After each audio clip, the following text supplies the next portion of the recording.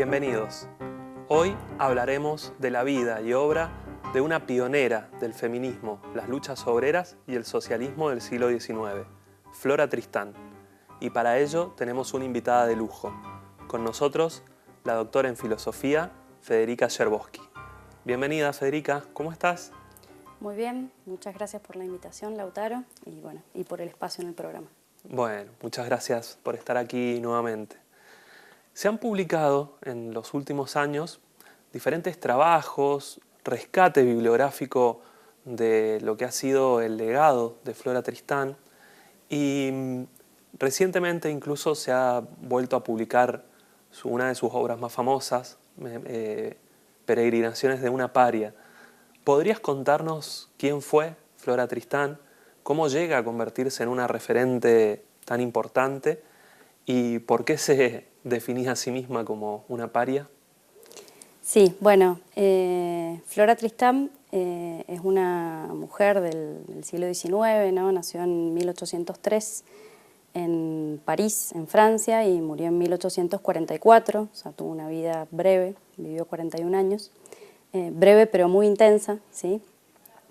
Y bueno, publicó varios textos de sus libros más famosos, es Peregrinaciones de una paria, pero bueno, escribe previamente algunos escritos, no sé, a favor del divorcio, a favor de las mujeres migrantes, y se define a sí misma como paria porque, bueno, ella su padre era un coronel peruano, adscripto al ejército español, o sea, peruano-español, y su madre era francesa, y es fruto, digamos, de un matrimonio no del todo legalizado en la época, digamos, por los problemas entre España y Francia en la guerra, por lo cual, cuando muere su padre, que muere cuando ella era joven, era niña en realidad de hecho, quedan de algún modo como hija ilegítima de su padre, y entonces ella dice, bueno, que ahí inicia, digamos, su primera instancia de paria, de algún modo, ¿no? De saberse hija ilegítima, no reconocida,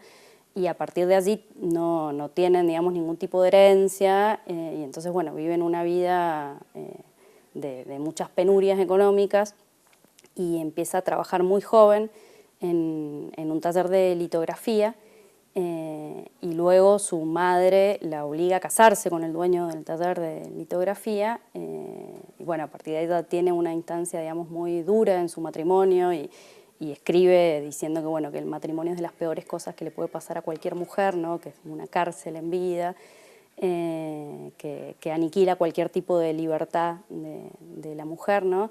Y bueno, finalmente ella decide irse de ese matrimonio, de esa casa, ¿no?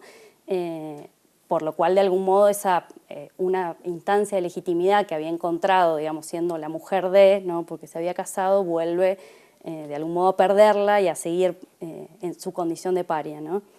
Y a partir de ahí emprende, bueno, tiempo después, un viaje a Perú, porque bueno, se encuentra con un marino en algún momento que le cuenta de la familia de su padre en Perú, y entonces, bueno, en algún momento ella emprende un viaje para, de algún modo, reconocerse como hija legítima de su padre y reclamar una especie de herencia, ¿no? Y entonces todo el relato de ese viaje es lo que ella publica como Peregrinaciones de una paria, ¿no? Que bueno, que logra publicarlo, digamos, en vida, que de hecho tiene varias ediciones. Así es que, bueno, ese de algún modo es su libro inaugural en el cual ella cobra, digamos, figura pública. ¿Y en qué época, qué acontecimientos de ese contexto histórico en Europa y en Sudamérica, en su Perú, crees que que influyeron en forma determinante en lo que va a ser la evolución de su pensamiento político, que van a entrecruzarse con estas experiencias de su vida personal? Bueno, sin duda es producto de su época, ¿no? Flora Tristán, pero por un lado es producto de su época y por otro lado es pionera de su época, ¿no? Porque, bueno, buena parte de sus demandas y de sus aportes siguen estando más que vigentes hoy, y de hecho, bueno, era un poco tu primera pregunta. De algún modo creo que Flora Tristán es más vigente ahora en la actualidad que en su propia época, digamos, ¿no? Porque bueno, sus demandas en torno a la igualdad de las mujeres, a la igualdad en términos de clase y de género, es una lucha que aúna ella, digamos, muy pronto, ¿no? Y que bueno, siguen siendo instancias vigentes, ¿no? Bueno, Flora sin duda es producto de la ilustración, por un lado, ¿no? Pero por otro lado tiene una enorme influencia que va a ir adquiriendo, digamos, del el socialismo de la época, ¿no? O sea, son sin duda dos instancias súper fuertes para ella. Y también o sea, tiene una enorme conciencia de clase, ¿no? Y una enorme conciencia de género. Y por otro lado, también el proceso, digamos, de su viaje a Perú le implica tomar conciencia de la esclavitud, por ejemplo, sobre todo en Perú, de una manera muy fuerte, ¿sí?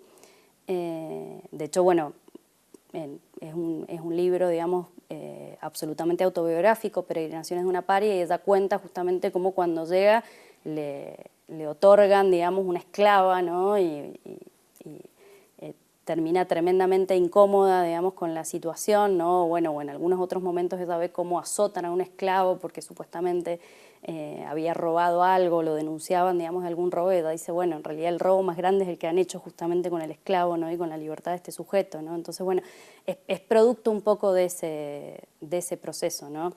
Bueno, obviamente post-Revolución Francesa y post-Declaración de los Derechos del Hombre y del Ciudadano, y sí tiene, digamos, una fuerte influencia de Mary Wollstonecraft, que escribe, ¿no? Vindicación de los Derechos de la Mujer. Y bueno, y Flora Tristán sí lee, digamos, ese texto, ¿no? Entonces, bueno, sí tiene influencias de Wollstonecraft, bueno, influencia de Saint-Simon, de Fourier, de Owen, o sea, es parte un poco de toda esa época de lucha, ¿sí? Súper fuerte. Bueno, en tus escritos has señalado que una particularidad interesante que encontraste en Flora es cómo vincular la emancipación personal, individual, en un proyecto de emancipación colectiva. ¿Encontrás allí algún punto de acercamiento y también puntos que la distingan con respecto a estos otros pensadores socialistas, utópicos, libertarios de su época? ¿Cómo ubicarías el pensamiento de Flora en esos diálogos? Sí, bueno, Flora Tristán sin duda en ese sentido y es muy pionera, digamos, en su época y la siguen, digamos, trabajando hoy distintos autores, distintas autoras, digamos, de su obra o pensadores acerca de su obra en torno, digamos, a una reflexión que justamente lo que hace es entrecruzar lo que hoy conocemos como reivindicación, digamos, o lucha en términos de clase y lucha en términos de género, ¿no? Lo que ella plantea, por ejemplo, o sea, sí hay sin duda dos personas, digamos, mujeres súper fuertes en la época, que son Mary Wollstonecraft y Olympe de Gouges, por ejemplo, digo, de las más conocidas dentro de lo que podríamos pensar como el feminismo, digamos, de la época. Pero bueno, Flora Tristán lo que le aporta, digamos, ahí, o lo que la diferencia sobre todo de Wollstonecraft, que sin duda fue parte de sus lecturas, tiene que ver justamente con la lucha en términos de clase, ¿no? O sea, Flora Tristán fue, digamos, una obrera, fue trabajadora, ¿no? Fue ayudante en este taller de litografía. Después, bueno, cuando deja su matrimonio, trabaja como niñera, trabaja como cuidadora, tiene, digamos, distintos trabajos, ¿no? Después, bueno, en algún momento también trabaja como traductora. Entonces tiene una clara conciencia de clase, ¿no? Y cuando se vincula con los círculos de los socialistas de la época, en muchas de las discusiones de los socialistas de la época, de los socialistas utópicos, frente a sus reclamos de género o de igual, no lo plantea como reclamos de género en ese momento, sino como procesos de igualdad, digamos, en torno a los derechos de la mujer, ¿no? siempre de algún modo lo que le responden es que, bueno, una vez que se consiga, digamos, cierta igualdad en términos de clase, una vez que haya, digamos, una igualdad en términos generales, bueno, la igualdad de género va a ser una cuestión que devendrá fruto, digamos, de esa igualdad en términos de clase, ¿no? Y Flora Tristán lo que ve todo el tiempo es que, bueno, que eso no va a devenir, digamos, como una consecuencia, sino que tiene que ser una lucha conjunta, ¿no? Dice, bueno, incluso los proletarios, que son sujetos tremendamente oprimidos, dice, oprimen a alguien más o tienen a alguien quien les sirve, digamos, en sus casas, quien educa a sus hijos y quien trabaja o hace el mismo trabajo por mucho menos dinero, y esos son sus mujeres, ¿no? Entonces dice, bueno, justamente lo que tiene que empezar a pensarse es un proceso de lucha conjunta, y lo que está pensando justamente ahí es una lucha conjunta, o va a devenir, digamos, va a ir deviniendo su pensamiento en ese sentido, en una lucha conjunta de todos los oprimidos en general, ¿no? O sea, bueno, de hecho un poco la frase de Marx, ¿no? Proletarios del mundo unidos, ¿no? Bueno, viene de un poco esta trama de Flora Tristán, y ella está pensando en un proceso de unidad de todos los oprimidos, ¿sí? O sea, mujeres, proletarios, esclavos, ¿no? Bueno, justamente todos esos procesos de injusticia tienen que encauzarse y remediarse de manera conjunta, ¿sí? Porque están todos entramados en ese sentido. Y entonces dice, bueno, ahora un montón, o sea, en las fábricas, al mismo trabajo, las mujeres les pagan un tercio o menos, ¿no?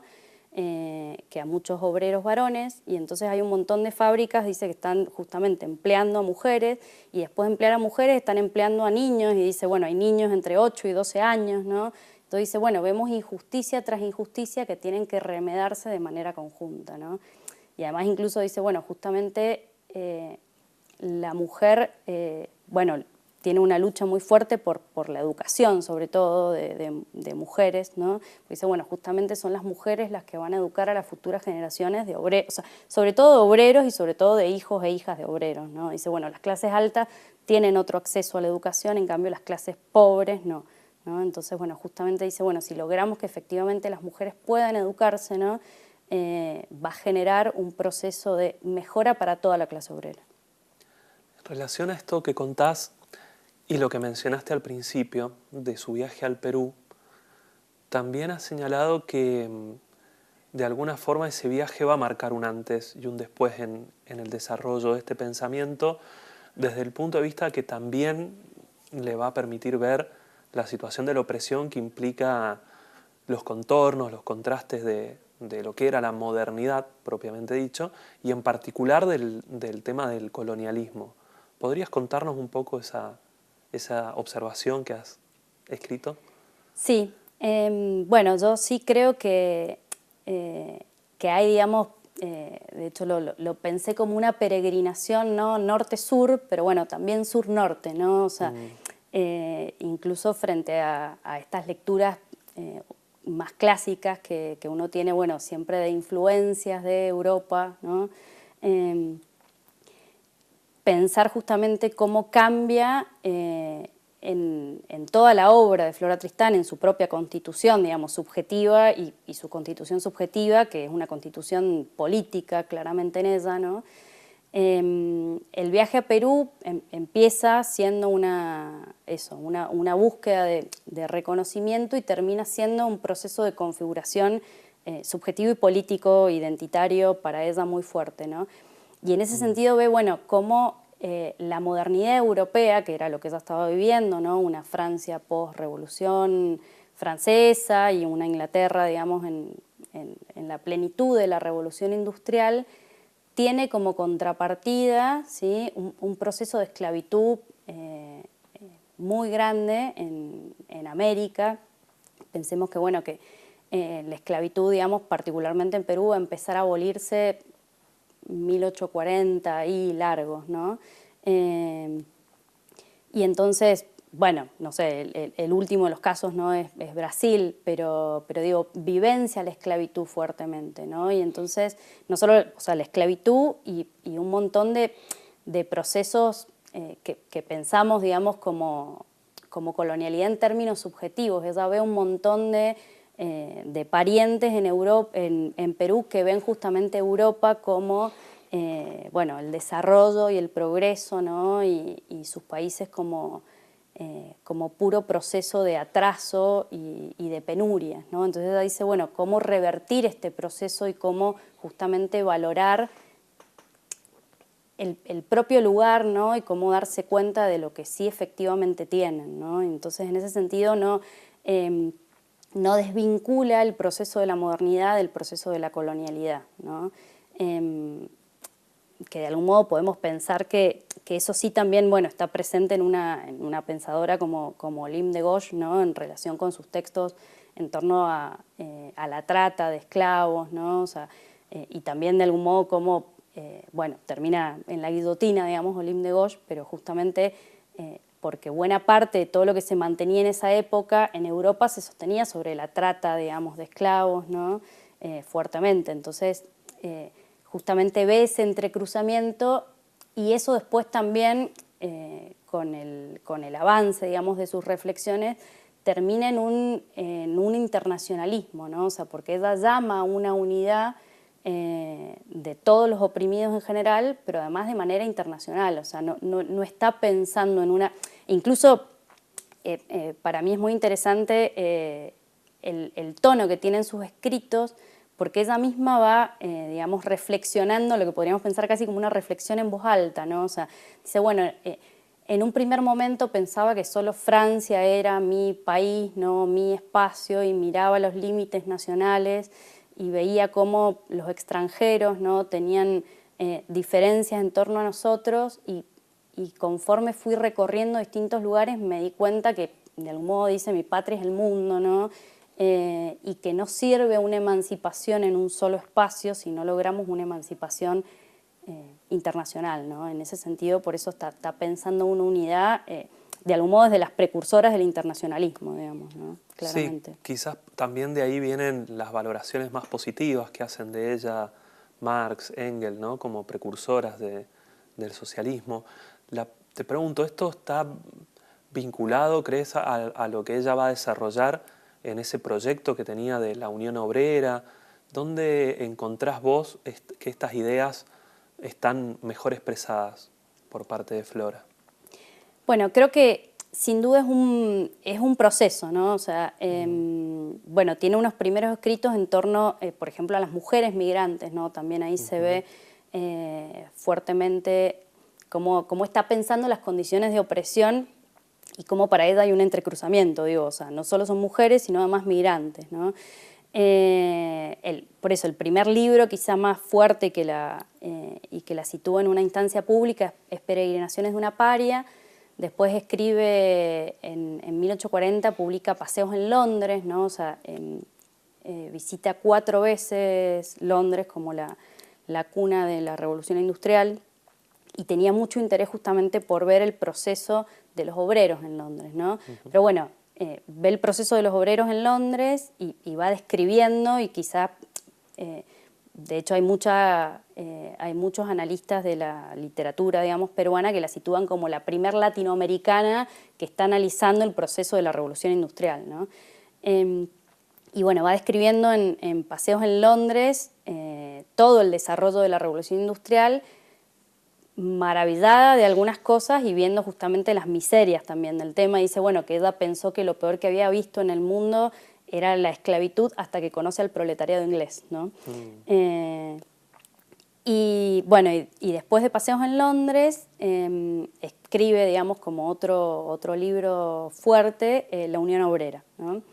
En La Unión Obrera ya ahí hay un claro proyecto político y militante, ¿no? Y bueno, creo que si hay otra forma, o si yo tuviera que pensar otra forma de definir a Flora Tristán, además de paria, es militante, ¿no? O sea, es una mujer claramente militante de su propia vida, ¿no? O sea, porque justamente en un espacio donde ella consideraba, y no solo consideraba, sino de hecho sucedía, no tenía, digamos, espacio su palabra, no solo la articula para ella, sino, digamos, como una forma de lucha conjunta.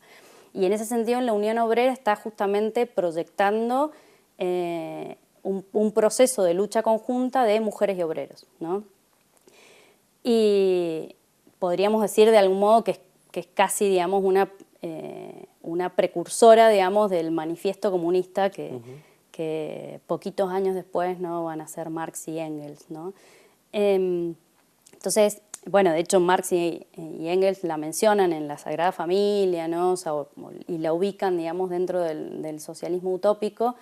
Hay distintos análisis, digamos, que la piensan no solo, digamos, como una pensadora dentro del socialismo utópico, sino también, digamos, como un cierto, o sea, que tiene un cierto avance hacia lo que podríamos pensar como un socialismo científico, ¿no? Porque está efectivamente ella en la Unión Obrera, más intuitivamente, digo, porque no tiene un método como el que sin duda después van a tener Marx y Engels, ¿no? Pero sí tiene ciertas intuiciones, por ejemplo, en torno a la propiedad privada, ¿no?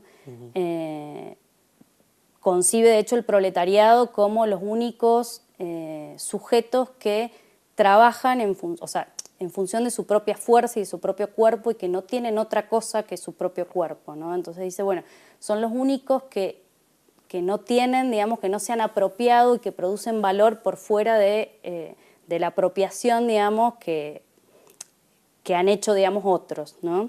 Entonces dice, bueno, solo trabajan con sus brazos, ¿no? O sea, son obreros de su propio cuerpo, mientras dice que los burgueses en realidad se apropian del trabajo de los obreros, ¿no? Y en ese sentido, bueno, sin duda es muy crítica de la Revolución Francesa, ¿no? Porque dice, bueno, en realidad la Revolución Francesa fue una clara revolución burguesa, y esa revolución burguesa la hicieron los burgueses apoyándose, dice, en los obreros, pero bueno, una vez que obtuvieron, digamos, los derechos de la Revolución Francesa, no los socializaron genuinamente, ¿no? Entonces dice, bueno, efectivamente la Unión Obrera es un llamado que los propios obreros se organicen y logren efectivamente, dice, bueno, ser su cabeza y su cuerpo, ¿no? Ser el intelecto y la mano de obra y la fuerza para llevar a cabo una nueva revolución. No lo está pensando en términos revolucionarios, pero bueno, para un cambio, digamos, de régimen y lograr finalmente una igualdad, ¿no? Ahí también has señalado que hay una articulación original de Flora en lo que hace a la política, a la lucha social, con una espiritualidad, ¿no? ¿Podrías contarnos un poco mejor a qué te referís con eso? Sí,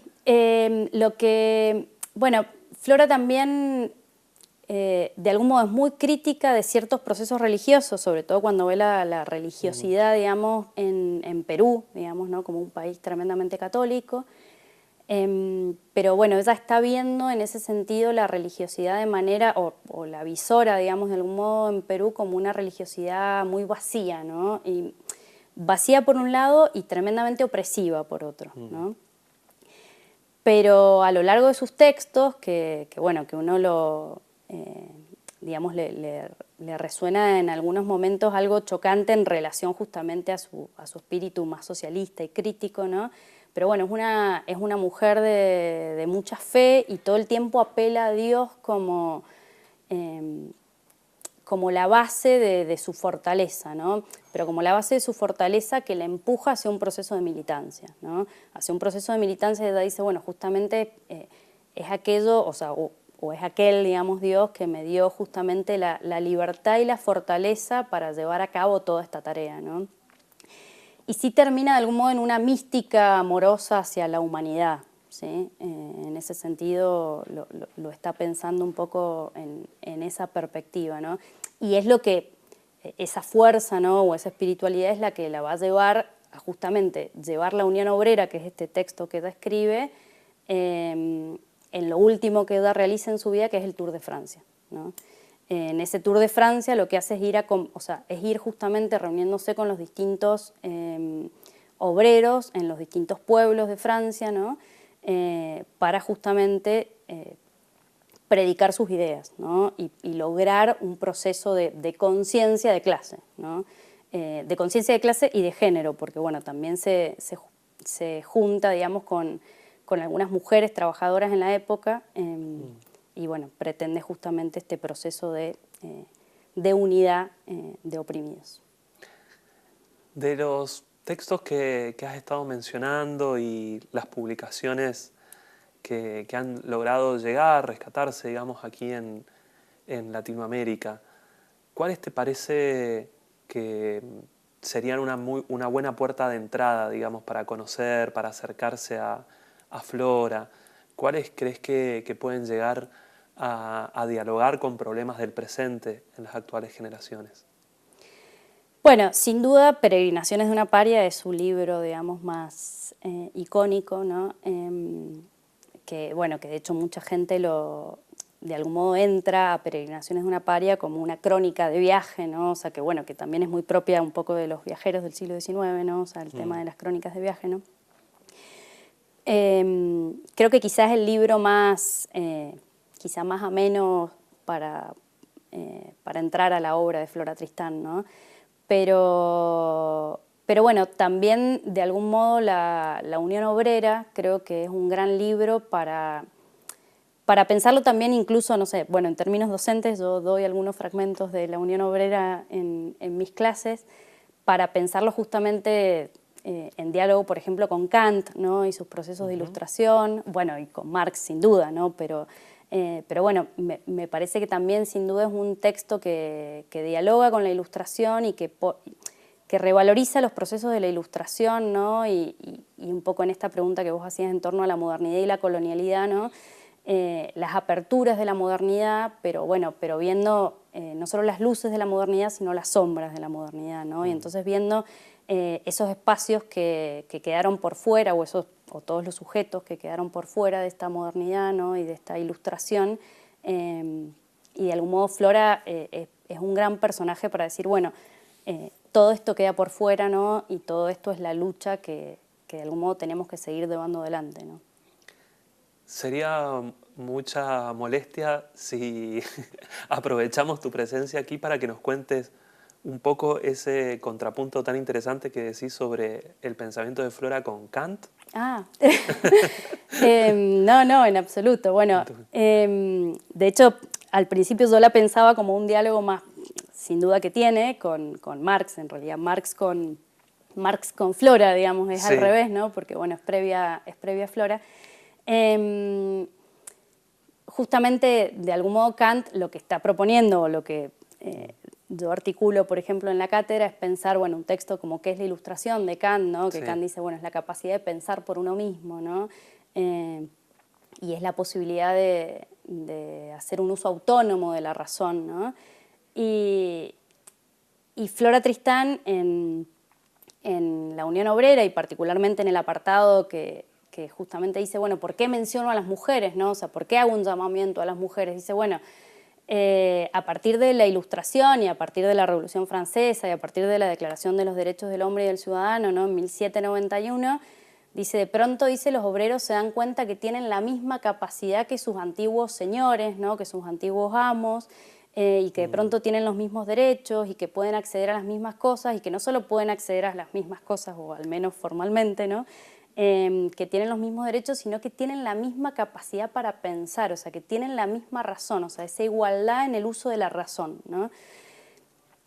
Y esa igualdad en el uso de la razón es maravillosa, ¿no? Y es toda la apuesta de la Ilustración. Y ella dice, bueno, justamente, dice, así como los obreros lograron tener su 91, ¿no? Y lograron acceder a esta Ilustración y lograron darse cuenta que tienen exactamente la misma capacidad para pensar que sus antiguos amos, ¿no? Señores, dice, del mismo modo tenemos que lograr que eso suceda con las mujeres, ¿no? Dice, seguimos de algún modo pensando que las mujeres son seres irracionales, somos seres irracionales, ¿no? Inferiores, tremendamente, no sé, emocionales, y que justamente no tenemos la misma capacidad para pensar, y justamente ella dice, bueno, por eso quedamos por fuera de todos los procesos de la educación, ¿no? Entonces nos dedicamos, o nos han puesto históricamente en las tareas domésticas, ¿no? Pero dice, bueno, a la vez es tremendamente contradictorio porque vivimos en el mundo de lo doméstico y de lo privado, con esta segmentación del mundo público y privado, pero somos nosotras quienes criamos y quienes educamos a las nuevas generaciones, ¿no? Sobre todo en el mundo, digamos, más obrero, ¿no? Entonces ella dice, bueno, justamente y hace una apelación a los obreros, dice, bueno, justamente ahora a nosotras nos falta nuestro 91, ¿no? Y tienen que ser ustedes quienes empujen, ¿sí?, para ayudarnos y para mantener esta lucha conjunta y para que podamos efectivamente generar también nosotros nuestro proceso de ilustración y nuestro proceso de obtención de derechos plenos, ¿no? ¿Y Marx cómo dialogaba con eso de Flora? Bueno, Marx en realidad no, o sea, la menciona de algún modo en términos generales, pero no mucho más específicamente. Sí, bueno, un poco más Engels, ¿no? Hay, de hecho, una cita con la que o sea, una cita que en realidad es de Fourier, ¿sí? Y entonces, bueno, esa la tengo por acá, si querés se las leo, digamos. Sí, me encanta. Y esa cita en realidad que Flora justamente retoma también de Fourier es la misma cita que después Engels retoma, ¿no? Que justamente dice... bueno, la cita, digamos, es de Fourier, ¿no? Y después la retoma Engels en Los orígenes de la propiedad privada, la familia y el Estado, ¿no?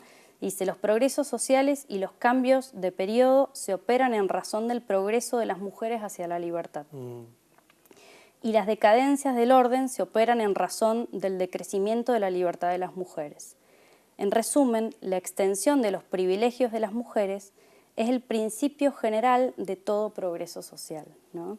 Y Flora justamente eligió como, o sea, esa frase como lema para el libro que tenía sobre la emancipación de la mujer, que bueno, claro, que no llega justamente a escribir porque, bueno, muere a los 41 años, víctima de tifus y bueno, y de una bala en realidad que tenía alojada muy cerca de su corazón que le había...